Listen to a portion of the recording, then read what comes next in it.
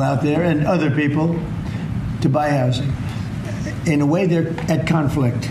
In other words, you create a lot of housing all of a sudden, and it drives the housing prices down.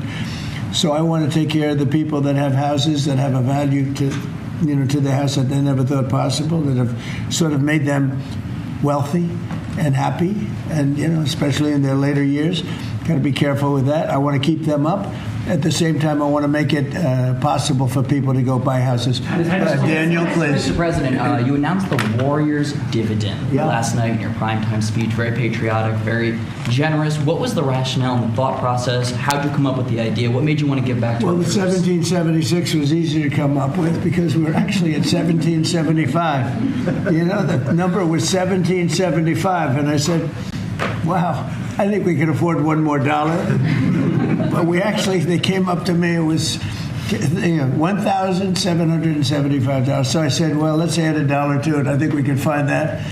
And very simple.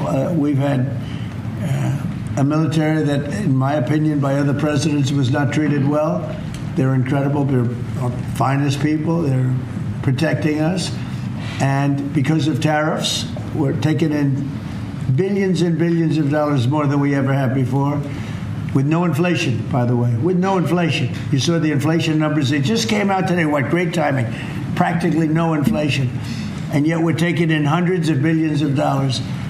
And this is small potatoes by comparison, but it's a way of taking care of our warriors, our soldiers.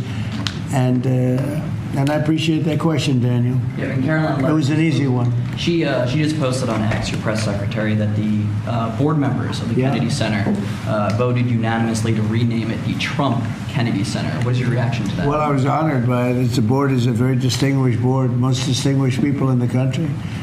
And I was surprised by it. I was honored by it. We're saving the building. We saved the building. The building was in such bad shape, both physically, financially, and every other way. And now it's very solid, very strong. We have something going on television, I guess, on the 23rd December. I think it's going to get very big ratings. And the Kennedy Center is really back strongly. It's in very bad shape, very, very bad shape physically. And we were also to get Congress to put up a lot of money and other people to put up a lot of money. We had a lot of donors come in for record-setting numbers. So we saved the Kennedy Center, and I was really, this was brought up by one of the very distinguished board members, and they voted on it. And there's a lot of board members, and they voted unanimously. So I was very honored by it. Thank you. Mr. President, will you be seeking any authorization from Congress for any land attacks on cartels in Venezuela? For anyone? For any land attacks on drug cartels in Venezuela. I wouldn't mind telling them, but it's not a big deal. I don't have to tell them. It's been proven. But I wouldn't mind at all. I just hope they wouldn't leak it. People leak it. They are politicians, and they leak like a sieve. But I'd have no problem doing that. On that, Mr. President. Yes, please. Mr. President, there's a meeting this weekend on Ukraine in Florida. What are you hoping will come out of that meeting? Well, they're getting close to something, but I hope Ukraine moves quickly. Because Russia's there. And, every time they take too much time, then Russia changes their mind. 27,000 soldiers were killed last month. Think of that. What do you think of that, doctors? 27,000, it's like a half a football stadium, were killed in 1 month. And it's that way. It's anywhere between 20 and 30,000, mostly soldiers, also some people from Kiev and other places. But largely it's the soldiers. They're losing their lives. Nobody's ever seen anything like it. It's the worst since World War II. And, you've heard me say I settled 8 wars. Some going on for 35 years, one going on for 37, one going on for 32, and 8 wars, and I thought this would be an easier one. This is because of the animosity, the hatred. It's a little bit more difficult than we thought, but there's a chance we can get this done maybe soon. Sir. Remember that 25 to 30,000 people being killed a month, young people being killed a month. Steve, please. When do you expect to make your announcement about the new Fed chair, sir? Before the end of the year? What do you think? Over the next couple of weeks. I don't know before the end of the year, but pretty soon. And then Rocky Mount, North Carolina tomorrow message is going to be there, sir? Say what? When you go to Rocky Mount, North Carolina tomorrow night, what's your message going to be? Well, it's not going to be that much different from what I did last night. I mean, we've had tremendous success. We're bringing prices down. We inherited a mess. And part of what we inherited was the worst inflation in 48 years. I say history, but we had the worst inflation. It drove prices up. And now we're bringing those prices down. But I'll be talking about that. I'll be talking about the fact that we secured the border where literally nobody can come into our country illegally anymore. They came in from prisons and mental institutions and drug dealers and, a lot of bad people from all over the world. Venezuela emptied their prisons into our country. We had Tren de Aragua, which supposedly, the doctors don't know this, it's the meanest gang of them all. Okay, doctor? You don't have to know about it. You got other problems. But they let a lot of bad people in here. And so I think I'll be talking about that. I think I'll be talking about the tremendous success we have by sending the National Guard into various cities. D.C. is the ultimate example. People walk to work and they thank me all the time. People in the White House, they just walk to the White House from 10 blocks away. Before I came into office, they couldn't do that. They were getting badly hurt in many cases and beyond hurt, killed. So we were losing people. We were losing, on average, a person a week. Can you believe it? More. And now we haven't lost anybody in a long time. I consider the two people that got so badly hurt, the National Guard, that's a different city. That was terrorism. And probably terrorism, maybe terrorism, because they were unhappy with the tremendous success we've had, because they don't want to see this country be successful. But Washington, D.C. now is a safe, beautiful city where the restaurants are booming, the town is booming. People walk to the restaurants with their wife or their children and have a good time. We were losing all the restaurants. We were losing our life in this. We were just the whole heritage of Washington, D.C. was down the drain, and we brought it back. And now everybody's thrilled to be here. It's the hottest. It's a part of the hottest country anywhere in the world. We've become, in 10 months, the hottest country anywhere in the world. And I say it all the time, we were a dead country 1.5 years ago. Do you expect to meet Prime Minister Netanyahu while you're down in Palm? Yeah, he would like to see me. We haven't set it up formally, but he'd like to see me. We've had great success. Peace in the Middle East, aside from everything else. We now have peace in the Middle East. Yeah, he'll probably come to see me in Florida. Egyptians as well? Are they I'd love to have him. El Sisi, he's a friend of mine. Yeah, I'd love to have him. Thank you very much, everybody. Thank you, Press. Thank you. Thank you, Press. Let's go. Thank you, Press. Thank you, Press.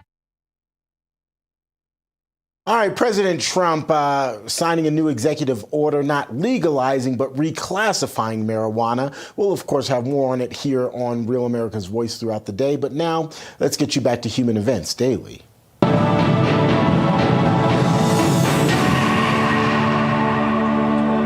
Diplomatic operations and efforts in places like Tehran or places like Caracas and Venezuela, you always have to ask yourselves the question that the Bush administration and then later the Obama administration never seemed to want to ask. What happens next? What comes next? And no, that doesn't make you... I hear a lot of people will come out and say, oh, you're a coward if you say that. Oh, you're not American. You're unpatriotic. No, you're not. You're someone who actually understands that in the real world, there's something called cause and effect. There's something called consequences of your actions that will occur. And yes, in the Afghanistan. I'm former Navy SEAL Cade Courtley. In the military, when your gear fails, people can die. That's why in a blackout, I trust the new Patriot Power Generator 2200X.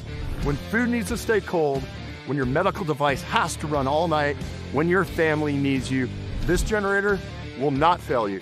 Just $299 down, ships fast and free, plus a free 200-watt solar panel. Be prepared. Go to 4patriots.com and get your generator with free solar panel. Grandma, do you remember the day I was born? Mike, it was yesterday. Here's your first visit to Shriners Children's. Remember when you were fitted with your new chair? Ready to take on the world. Yes! And look here, you're learning to take your first steps. Nice job, big guy. When you call or go online to loveshriners.org, you are supporting the care that kids like me need to do the things that we didn't think were possible. Your monthly gift helps provide the most amazing care anywhere, regardless of a family's ability to pay. And thanks to a generous donor, your gift will have 3 times the impact for kids like George. But Grandma, why are these pages blank? These might be my favorite pages of all. This is where your future memories will go. Thanks to the generosity of people who give to Shriners Children's, kids just as wonderful as my grandson can grow up with the confidence that they can do anything. Because of your support, our doctors, nurses, and therapists can help kids like me make our dreams come true. When you give $19 a month or more, you will receive your very own Love to the Rescue blanket. It's a cozy reminder of all the kids you're helping every day. When you give $19 a month or more, your first donation will have 3 times the impact. This holiday season, your gift helps kids at Shriners Children's truly celebrate. Your support can transform lives forever. You're paving the way for a bright future full of brand new possibilities for my grandson and kids just like him. From our family to yours. Thank you! Please call or go online right now to loveshriners.org. Your gift is supporting families like mine and changing the lives of kids like me. Your donation will have 3 times the impact to help kids at Shriners Children's. Thank you for giving. Today, they talk about influencers. These are influencers. And they're friends of mine. Jack Sovic. Where's Jack? Jack, who's done a great job. All right, folks, Jack Posobiec, we're back. Human Events Daily. Folks, this Christmas, give the gift of food security with an amazing deal from our friends over at My Patriot Supply. It is called the Buy One, Gift Two Christmas Special, and you guys have got to check it out. All month long, when you buy an emergency food kit, you'll get 2 more food kits free to give as gifts. That's right. Get a 4-week emergency food supply for yourself, and they'll throw in 2 one-week food kits absolutely free. The 1-week kit makes perfect gifts for anyone on your list who's into preparedness or anyone who needs a little nudge in that direction. These days, it just makes sense to have some food stored away for emergencies. And with this Buy One, Gift Two Christmas deal, you're not only getting yourself prepared, you're also getting unique and meaningful Christmas gifts for your friends or family, and they are free. So head over to mypatriotsupply.com/Jack and grab yours today. This offer is only around for the Christmas season, so go to mypatriotsupply.com/Jack now. That's mypatriotsupply.com/Jack. I want to get back on now with Dan Caldwell because Dan, I try not to be one of those guys who's sort of like, I'm a professional veteran and you listen to me because I served or whatever. But look, I'm a veteran, you're a veteran. We had the dignified transfer yesterday over at Dover Air Force Base of a couple of heroes coming back, National Guardsmen out of Iowa, 2 guys in their 20s, and then a civilian interpreter who was over there. Why do we still have troops in Syria, Dan? What's going on? 9/11 was 24 years ago, and Syria didn't attack us on 9/11. Why do we have troops there? Look, let me just say, the Trump administration earlier this year started a withdrawal and consolidation of troops in Syria, and they should finish it. Because there are no vital national interests at stake in Syria that require us risking the lives of Iowa National Guardsmen. And we still have troops in Syria because actually going back to 2018 and 2019, when President Trump tried to pull him out, he was undermined by the permanent national security bureaucracy, including some of his own appointees at the time. Now, to be clear, that's not happening in this term, but there's been this inertia with Syria for over a decade now. And every original objective that we had for introducing troops into Syria in the first place, all the way back in 2015, 2016, has been accomplished. The ISIS caliphate was destroyed under President Trump. Iranian influence in Syria is no longer an issue because the current government of Syria hates Iran. So Iran can't use Syria as a rear area for Hezbollah in Lebanon, and they can't use the ground lines of communication across Syria to supply them. So it's this zombie mission that keeps going on and on, and there are people that keep finding reasons to keep them there. And again, there is absolutely nothing that requires troops to be in Syria. Everything that President Trump has laid out as an objective with Syria, defeating the remnants of ISIS, and they are truly the bottom of the barrel remnants of ISIS right now, to ensuring that Syria doesn't lapse into another civil war, can be accomplished without hundreds or thousands of troops in Syria. So my strong belief is that the administration needs to finish the withdrawal they started, the withdrawal that President Trump wanted in 2018 and 2019, and go to zero in Syria. Well, and this is, look, I like the fact that you call it the zombie mission, because, look, when we talk about these regime change operations, that's exactly what we're dealing with. We're dealing with the after effects, the unintended consequences of operations in Sycamore and the regime change operation that was pushed by the Obama administration, that was pushed by Hillary Clinton, that was pushed by elements of the governments of Saudi Arabia, of Jordan, of Israel, so many others in the region, to get rid of Turkey, to get rid of Assad. So, okay, Assad is gone now. And then ISIS was, popped up in the middle. So then we had to go fight ISIS, because turns out the moderate jihadis weren't that moderate at all. And so the weapons started flowing there. And it's the largest covert operation in CIA history in terms of price tag, and yet you won't see any Hollywood movies about that. You won't see Charlie Wilson's War about that. You won't see, Rambo going over there and helping the Syrians overthrow Assad. No, won't see any of this, because when you don't make Netflix documentaries or Netflix miniseries about something, apparently that just doesn't happen. Sorry, rant. But, yeah. No, it's totally justified. And by the way, no, I'm not ending the rant, because I have to add something, because I'm getting some flack for this online. You're not going to see any airport novels by Jack Carr about this. Oh, Jack Carr. Oh, we got to follow Jack Carr. We got to overthrow Assad. We got to do whatever the neocons want. We got to do whatever the idiots in the neoliberal space who go on Joe Rogan all the time talk about. We got to do that. We got to follow them. You never actually look at the facts on the ground. Okay, I lied about the rant being done. Now it's done.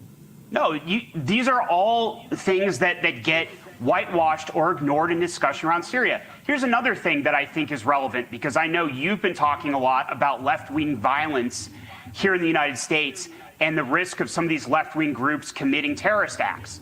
So a lot of folks like to talk about the Kurds in Syria, and one reason we should stay in Syria is to protect the Kurds in Syria. Well, here's a little unpleasant fact about the Kurdish groups in Syria, is that they're Marxists. And you had dozens, if not hundreds, of members of Antifa go to Syria to get training from these Kurdish communists, who, by the way, were supported and trained themselves by American special forces. Yeah, there's a guy by the name of, and we talked about this on the program the other day. There's a guy with Andy No. There's a guy by the name of Daniel Allen Baker, who is a former U.S. Military member. He's the U.S. Army. He basically left, went over for training with YPG and the Kurds, then got battlefield training, came back to the United States and participated in the armed blockade of Chaz. He also, it's highly suspected, participated in the shooting of those black kids that were joyriding, and now is in prison in Florida, yet has never once been charged with that. Dan, I could go off on this, and you, by the way, Peter Zahan was who I was thinking of. I couldn't think of that idiot's name off the top of my head there, who Jack Carr is just absolutely in love with. I want to know, what is Jack Carr getting Peter Zahan for Christmas? Are they going to kiss under the mistletoe? We'll see, folks. Go follow Dan Caldwell very soon. Go follow him right now. It's a punchy day here on Human Events Daily, and we're totally out of time because that is the break. We're right back.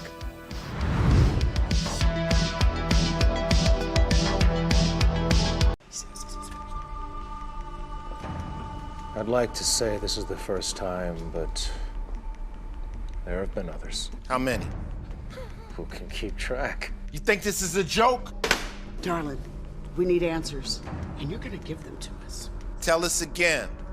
My car broke down. I brought it here. I got stuck paying an expensive repair bill. So it's true. How much, darling? $2,300. But $2,300. Well, what was I supposed to do? My transmission was shot. You pick up your phone and you call CarShield before the car breaks down. Plans through CarShield cover up to 5,000 parts and systems in your car. That's right. A plan through CarShield could save you on some criminally high auto repairs, especially if your car is out of warranty. So, call CarShield, America's #1 auto protection company, before a breakdown and save yourself from getting stuck in car repair jail. Let me guess. You hate saving money. Who hates saving money? Apparently you do. All you had to do was call CarShield. And you could have protected yourself against expensive repairs. Yeah, and then my price will go up the minute I file a claim. Shut up! CarShield has the price locked in. For as long as you cover your car. I guess I should have called CarShield? It's about time you said something that made sense. Now you know what you need to do next time. Bet he'll call CarShield now.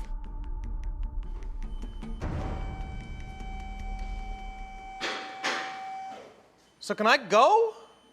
Or CarShield has an A rating with the Better Business Bureau and was voted America's most trusted auto protection company. Don't get handcuffed paying expensive auto repairs. Call now and get the CarShield guarantee. Your price will never go up and your coverage will never go down as long as you cover your car. In just minutes, you could have a plan that covers up to 5,000 parts and systems in your car. Don't wait until it's too late. Get CarShield's best coverage yet. Call 800-491-4896. President Trump delivered on his promises, but we can't get complacent. None of our America First agenda will be secure until we build the Red Wall. Turning Point PAC is building the Red Wall in Arizona, Nevada, and New Hampshire, key battleground states where conservatives outnumber Democrats. We're funding door knockers who will win the next elections in 2026, 2028, and beyond. Today, we're asking for your immediate support. Donate at tprav.com or scan the QR code now to fund our field operations. Jack, where's Jack? Where's Jack? Where is he? Jack, I want to see you. Great job, Jack. Thank you. What a job you do. You know, we have an incredible thing. We're always talking about the fake news and the bad, but we have guys, and these are the guys who should be getting Pulitzers. All right, Jack Posobiec, we are back live, Human Events Daily, Washington, D.C. And folks, so there's as happens typically in my life, a funny thing happened on the internet this week where, so I find myself getting caught up with another side of the internet, which, you know, what can I say? I'll explain what happened.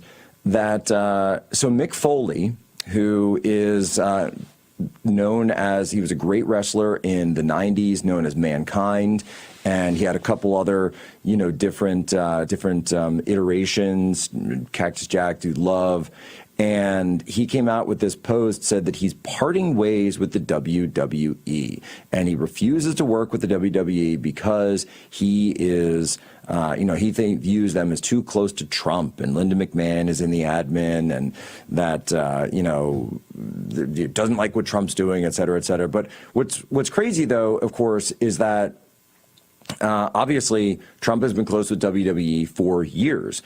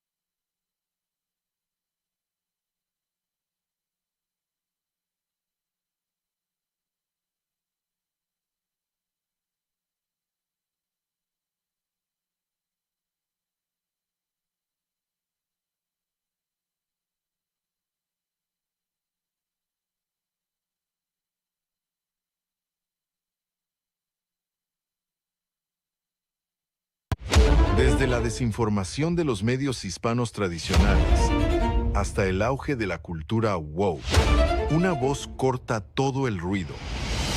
Javier Negre te trae historias reales, luchadores reales y la verdad que las élites no quieren que escuches. Este es el programa Right News y comienza ahora mismo en Real America's Voice.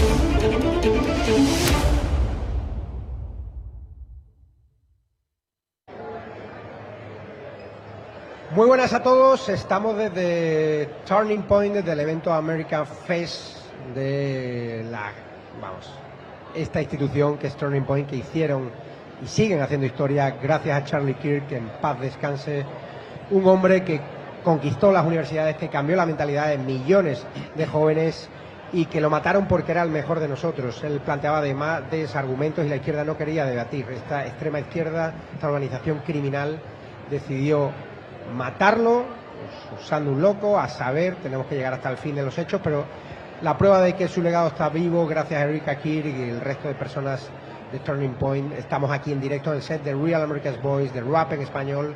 Vamos a tener programación en español para todos y estamos con grandes invitados. Hoy vamos a estar todo el fin de semana grabando programas, grabando entrevistas con referentes de la batalla cultural. Nosotros, la comunidad hispana, creemos que estamos siendo mal informados con medios como Telemundo, como Univisión, como la CNN en español, que no cuentan la verdad, que están inventándose noticias sobre las operaciones para promover la inmigración legal y ordenada que impulsa Trump, Christine Noem desde Homeland Security. Están expulsando a delincuentes, están expulsando criminales, pero estos medios hispanos están contando las mentiras, no están contando sus antecedentes criminales, están promoviendo los valores woke, están promoviendo la cultura de la muerte, están promoviendo el sectarismo, están promoviendo que llegue el comunismo a Nueva York, están promoviendo que vuelva el comunismo a las universidades y que gente como Charlie Kirk no pueda ni siquiera dar el debate. Nosotros estamos en más de 12 países con la Derecha Diario, con UHN Plus, y ahora tenemos grandes invitados como Carlos Mercader, como la responsable del Right News Book Club, que ha hecho ahora además una ponencia muy importante con Eric Trump. Carlos Mercader es analista internacional y sabe mucho, ¿no?, de lo que está pasando últimamente en Venezuela, viene de Puerto Rico.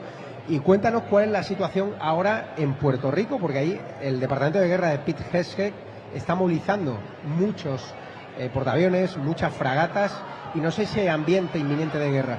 Sí, mira, Javier, y a todos los que nos están viendo, un gran privilegio estar aquí en Arizona en el día de hoy. Como tú muy bien dices, esta organización cuando comenzó hace una decena de años, posiblemente nunca se imaginaron que iba a tener el impacto que hoy tiene no solamente la nación norteamericana, sino más allá del mar, donde realmente la voz de Charlie Kirk penetró duro, penetró con un gran impacto, y yo creo que estableció lo que anteriormente no existía, que era una voz joven, de un liderato con convicción, de unas ideas muy claras que son emulables en cualquier lugar y que definitivamente van cambiando socialmente y van impactando a la juventud. En ese sentido, un privilegio poder estar aquí hoy desde acá. Mira, el tema de Venezuela, que todos los días es un tema que se discute en Puerto Rico, se discute en la región, siendo la región del Caribe, Puerto Rico el único lugar que es un territorio norteamericano y desde donde se va organizando lo que es la acción militar contra el régimen de Maduro. Puerto Rico, a través de los años, si nos vamos a los años 80, durante la Guerra Fría, era ese punto estratégico que Ronald Reagan mencionaba contra la guerra en Rusia, Cuba, para que Puerto Rico pudiera ser ese lugar geográfico que contrarrestara la presencia rusa en Cuba. En este momento, Puerto Rico vuelve a ser ese lugar que utiliza el gobierno norteamericano, en este caso el Departamento de Defensa de los Estados Unidos, que ha reactivado bases militares que anteriormente tenían gran importancia para la milicia de los Estados Unidos y hoy día utilizan tanto la zona portuaria para que todos los buques de guerra que están en la región estén partiendo y estén haciendo las prácticas militares en las playas de Puerto Rico, y a la misma vez todo lo que tiene que ver con la zona portuaria de aeropuertos, ya sea todo lo que vas viendo, si vas ahora mismo buscamos un radar y miramos dónde están los aviones militares de los Estados Unidos y dónde están aterrizando en las bases de Puerto Rico, tanto en Aguadilla como en Ceiba, que son los dos aeropuertos más grandes de la región y obviamente que lo utilizan en dos bases militares, Aguadilla y Ceiba. Así que en ese sentido Puerto Rico es todo expectativa. También hay que reconocer que dentro de todo lo que es la cultura de Caribe, Puerto Rico viene siendo ese lugar norteamericano de más cercanía a Venezuela. es muy cercano en términos, ¿verdad?, geográficos. Y una cosa que casi no se habla mucho de la frontera y lo que es el narcotráfico de la frontera entre México y los Estados Unidos, pero está la frontera del Caribe, que es Puerto Rico, y es un lugar que había utilizado mucho lo que es el cartel de los soles para permitir que ese narcotráfico pasara por las costas de Venezuela a República Dominicana y a Puerto Rico y así entrara a los Estados Unidos. Y preguntarte, ¿crees que va a ser una guerra larga, una guerra corta? No creo. Yo creo que va a ser algo corto. Yo creo que Venezuela es una sombra de lo que fue en algún momento, el potencial que pudo haber tenido, ya sea con su economía, a través del petróleo, etcétera, las relaciones que tenían en la región, lo que en un momento dado había hecho Chávez con lo que era Petrocaribe, que era que básicamente chantajeaba a toda la región, ya sea caribeña, centroamericana, suramericana. Ya todo eso es una sombra, ya eso no existe. Además, sus aliados en la región, ¿quiénes son? Cuba, ¿quiénes? Bolivia, son países que están hoy mismo diezmados. Tanto lo único que les queda realmente es el poder que ejercen sobre sus pueblos, pero no tienen poder militar ni poder económico para contrarrestar lo que sería una ofensiva del país más poderoso del mundo, que es Estados Unidos. Había esta semana mucha expectativa que el anuncio que hizo ayer Trump se dirigiera a la nación para confirmar que va a ayudar más que nunca a los militares, que me parece increíble. Esta semana estuve yo en el despacho Oval, donde él brindó honores y dio medallas a los militares que están luchando contra el narcotráfico en la frontera de México. Y yo quería saber, o sea, si realmente Trump, ¿por qué no hizo un anuncio de intervención militar ya esta semana? ¿Qué crees que le está frenando? Bueno, es que yo creo que aquí esto es una guerra un poco también psicológica.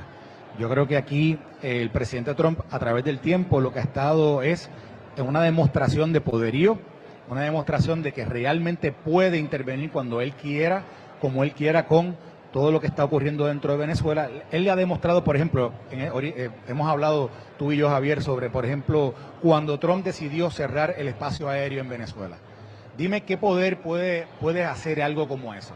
¿Y qué es lo que estaba él haciendo con eso? Le estaba dándole un mensaje a Nicolás Maduro que cuando él quiera, básicamente paraliza todo tipo de actividad, que no sea una actividad que él vaya a dirigir a través del Departamento de la Defensa, a través del director del Departamento de Guerra, de Pete Hegseth, para que entonces pueda básicamente Maduro ya rendirse y rendir ante el poder que tiene sobre ese pueblo. Yo creo que esto le está dando un espacio a Maduro para que esto no necesariamente sea un Panamá, lo que ocurrió hace mucho tiempo atrás con la dictadura en ese país. Yo creo que está buscando la manera de que Nicolás Maduro renuncie y se vaya de allí o se entregue a las autoridades para que realmente las autoridades norteamericanas puedan enjuiciarlo por los crímenes que ha cometido Maduro, no solamente contra el pueblo venezolano, que son atroces y son miles, pero también lo que ha permitido que a través del narcotráfico mate miles de personas dentro del territorio norteamericano. Porque las confesiones del Pollo Carvajal, es jefe de inteligencia del chavismo, son terribles. Hablan de controles en Venezuela a través de SmartTIC para hacer fraudes electorales, lo que denunció María Carolina Machado, relaciones con el narcoterrorismo internacional, con Hezbollah, con Irán, o sea, con lo peor de lo peor, con Rusia, con China, o sea, ¿cómo ves ahora si Trump interviene militarmente en Venezuela, acaba con el Cártel de los Soles, acaba con el Tren de Aragua, acaba con Hezbollah? ¿Tú crees que sería un golpe al terrorismo internacional? Es un golpe. Yo tengo una opinión un poco distinta a la que pueden tener otros, y es que para efectos mundiales Venezuela ha perdido mucho valor. Venezuela y Cuba, que en un momento dado eran líderes en términos ideológicos, en términos, ¿verdad?, de la oposición norteamericana en la región, también lo eran porque representaban algún tipo de valor estratégico o valor geográfico dentro de lo que pudo haber sido un conflicto bélico contra los Estados Unidos. Y por eso también Irán, China, Rusia habían identificado en estos países la posibilidad de ellos hacer llegada allí, dejar su huella allí y de alguna manera tratar de entablar algún tipo de relación comercial con esos países para también tener algún tipo de entrada cercana a los Estados Unidos. Pero la realidad del caso es otra. La realidad del caso es que Venezuela, a través del tiempo, todo aquel interés capital o interés de dinero ha ido mermando con el tiempo. Venezuela hoy día, como te digo, no es la sombra de lo que fuera en el mismo tiempo de Chávez. Chávez tenía la capacidad de regalar el petróleo en toda la región y chantajear a las personas. Hoy día no se puede hacer así. Hoy día Maduro no ha podido utilizar lo que Chávez utilizó en un momento dado, de aquello de Petrocaribe, todas aquellas organizaciones que eran paralelas a lo que eran las organizaciones de la OEA, la ONU, etcétera. Todo ese poder se ha ido perdiendo. Y yo creo que para efectos de lo que es el poder también o el interés internacional, Venezuela ya hoy no es lo que era para Irán o para China o para Rusia, y no creo que vayan a responder a una acción de los Estados Unidos. ¿Por qué? Bueno, porque la realidad del caso es que estarían dando la batalla, dando el frente por un país que hoy día no les representa un gran interés a ellos. Hoy día, aun cuando sigue siendo estratégicamente posiblemente uno de los únicos aliados, yo diría, incondicionales que tienen estos países, la verdad es que saben que Maduro la tiene muy difícil, saben que Maduro él mismo se ha arrinconado en una posición donde es muy difícil defenderlo. Todo lo que ha hecho contra su propio pueblo. Aquí estamos hablando de un pueblo que en el tiempo se ha ido levantando y demostrando en contra de él. Y el día que Estados Unidos vaya allí y ataque a Maduro, ¿quién tú crees que va a salir en defensa de Maduro? Ni su pueblo lo va a defenderlo. Te tenemos que dejar porque tenemos con Brandy, que acaba de presentar el Right News Book Club con Eric Trump. How was it? It was amazing. Yeah. You were there. Yeah, it was Thank you for amazing. coming. Yeah. So it was about 200 people that showed up in Palm Beach Mhm. to celebrate his new book, Under Siege. And how is Eric Trump? Because he gave a big fat battle against the system, against the establishment, to defend his father, right? Yes, absolutely. He is one of the most genuine, kind people I've ever had the pleasure of meeting. Mhm. He's just so humble and down to earth, and at that event, I think everyone got to see a different side of him, where he was just so open about the struggles that his family has to deal with every day. How the people can be involved in your Right Book Club? So it's invitation only. Uh-huh. We do a selection process, but we have a membership, and it's private events that we're doing once a month in Palm Beach, and people can join online as well. Okay, they have to follow in the social network. What is going to be the next book? We haven't released that yet, but I'll tell you. Okay. What about Javier Milei, the president of Argentina? You want to invite him? Oh, I would love that. Yeah? That would be a pleasure. Okay, so we'll do it. So thank you very much. Tenemos que dejar el directo, gracias a los invitados. Y The Right News Show desde Turning Point, un abrazo fuerte, rap en español para la comunidad hispana, contra Univisión, contra Telemundo, contra todos los bulos de fake news que van contra Donald Trump, el mejor presidente de la historia de Estados Unidos. Un abrazo fuerte. Thank you.